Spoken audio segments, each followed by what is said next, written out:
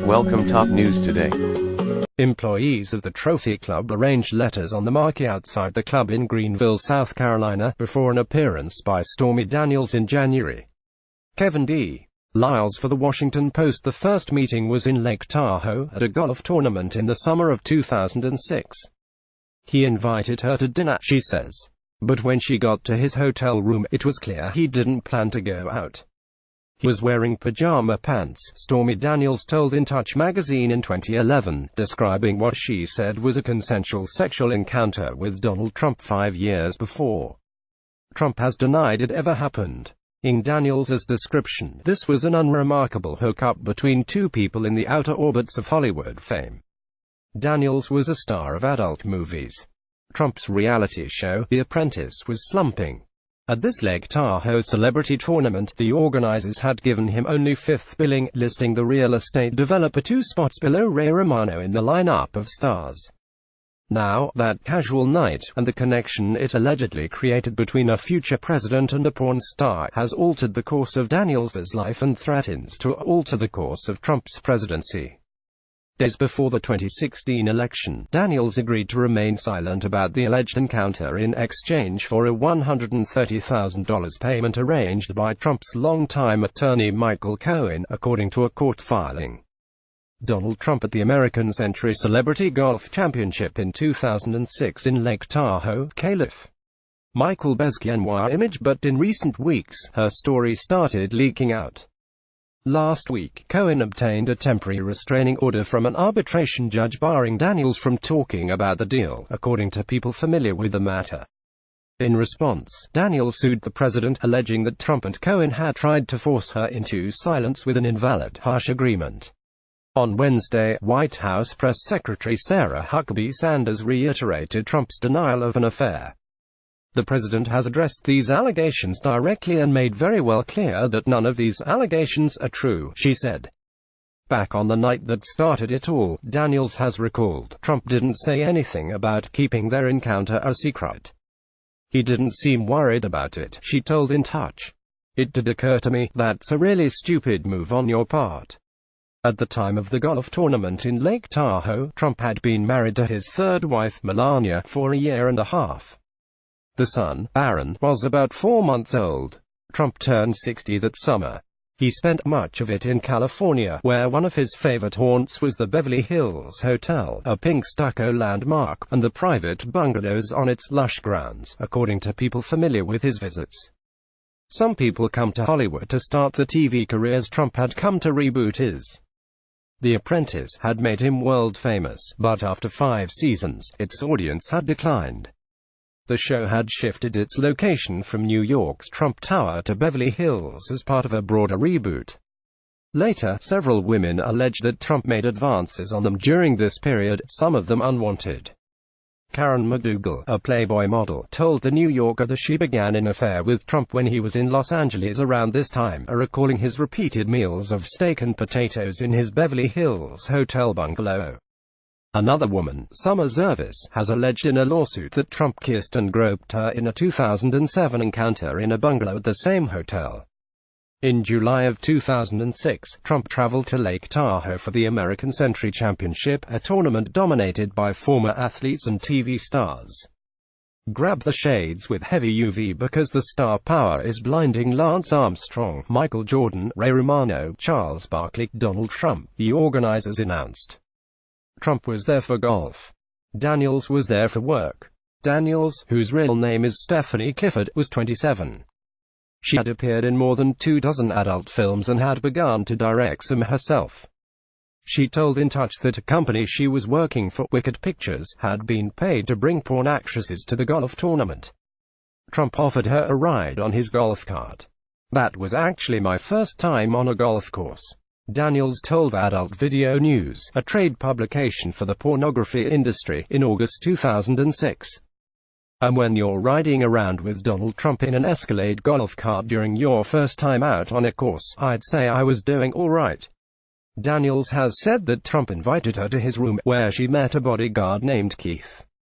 Keith Schiller is the name of Trump's longtime bodyguard, who later joined him for a period in the White House.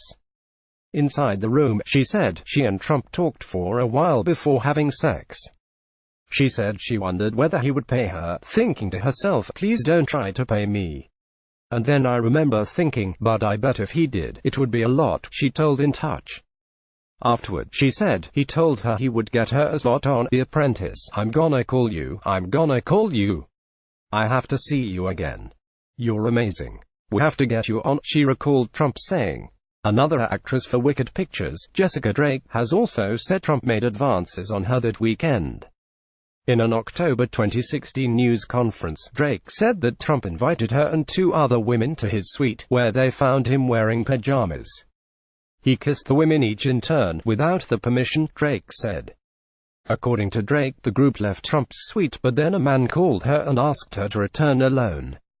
When she declined, Drake said, she was then called by Trump, who asked her to come to his suite for dinner and a party.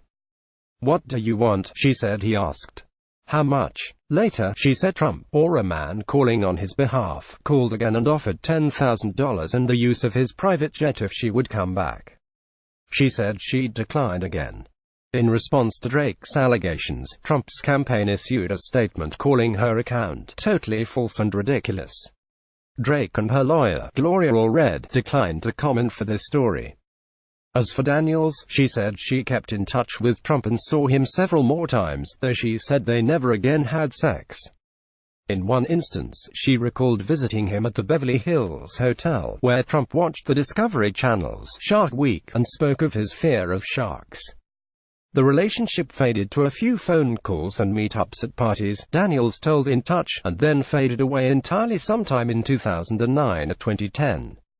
She never got her shot on The Apprentice. He broke the news to me that it almost went through, but there's somebody that had a problem and it got vetoed and blah blah blah, she told In Touch. I was like, I told you you couldn't make it happen.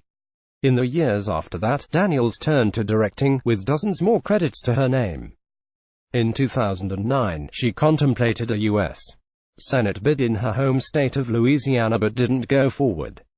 In May 2011, Daniels gave her interview to In Touch, but it didn't run at the time. In Touch has not commented about why the story was held. The Associated Press reported that it had spoken to former In Touch staffers, who said that Trump's attorneys had threatened to sue. However, news of the alleged encounter appeared on a website called The Dirty in late 2011, prompting a cease and desist letter from an attorney for Daniels. After that, silence. Daniels said she kept the secret through Trump's raucous, polarizing debut as a presidential candidate. But then, in the months before the election, she was in touch with reporters, including Jacob Weisberg, editor-in-chief of the Slate Group, seeking to tell her story. Daniels had a lawyer, Keith Davidson, who was known for pro-litigation agreements, settlements intended to be sure that damaging allegations never see the light of day, according to people familiar with his work. Cohen, Trump's longtime attorney, presented Davidson with a proposed agreement. He offered $130,000, she said, in exchange for her agreement to be silent again. Cohen later acknowledged he facilitated the payment but declined to say what it was for. Daniels took it 11 days before the election. Then Trump won. Despite the agreement, the story burst into public view in recent weeks. First, the Wall Street Journal broke news of the payment to Daniels. Then, In Touch belatedly published its 7-year-old interview with the porn star. Daniels embarked on a tour of strip clubs around the country, capitalizing on her newfound fame. But she said little about what actually happened back in the Lake Tahoe hotel room. Then, in recent days, 2 things changed. Cohen sought to pull Daniels into arbitration last week, arguing she had violated the terms of the 2016 agreement. Daniels' new lawyer, an experienced litigator named Michael Avenatti, sued Trump on Tuesday, detailing some of Daniels' claims in public court filings. The lawsuit laid out some details of her alleged sexual encounter with Trump and argued that the agreement meant to buy her silence was null because Trump had not signed it. Lawrence Rosen, an attorney for Cohen, said in a statement that he plans to fight the lawsuit and continues to categorically refute the claims alleged by Ms. Clifford and her counsel. Daniels' lawsuit hints that she has more to reveal. And it raises the question, did Trump know about the agreement to buy Daniels' silence days before the election? "Not that I'm aware of," Sanders, the White House press secretary, said Wednesday. In an interview, Avenatti said he believes there's no question that Trump knew. Any suggestion that an attorney like Michael Cohen with his level of education and experience would pursue such an agreement, negotiate such an agreement, make the payment, and then proceed in this matter without his client's knowledge is absurd. Avenatti said, "As they say down south, that dog won't hunt." Beth Reinhard, Mark Berman, Alice Kritz, Tom Hamburger and Paul Fahey contributed to this report.